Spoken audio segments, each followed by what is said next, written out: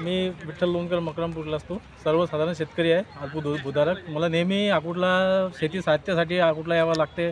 खताचे पोते आहेत आणि बाकी वस्तूसाठी अकोटला लागते. लहान मुलांसाठी काही साहित्यासाठी अकोटला यावं लागते.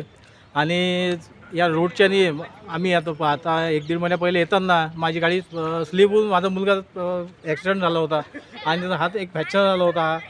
याला सिकवाल साहेबाकडे आम्ही ट्रीटमेंट दिलेली आहे. आणि हा रस्ता जो आहे हा 15 ते 2 वर्षापासून पेंडिंगमध्ये आहे. आणि एवढे ॲक्सिडेंट आणि एवढे गाडी स्लिपून लोक पळत आहेत की अक्षरशः त्यांना पाहिल्यानंतर डोळे आसरू येतात की बा किती आपला तालुका मागं राहिलेला आहे, की साधा एवढा मोठा जिल्ह्यातला रस्ता अजून हा झालेला नाही आहे. आणि रविदास दादा मोरे हे उपोषणाला बसलेले आहेत. आम्ही मकरमपूरचे आणि बाकी तालुक्यातले लोक पूर्ण पाठिंबा त्यांना आहे आणि त्यांच्या कामाची पूर्ण दखल लवकरात लवकर घ्यावी. आम्हाला सुविधा रस्त्याची करून द्यावी अशी मी विनंती करतो.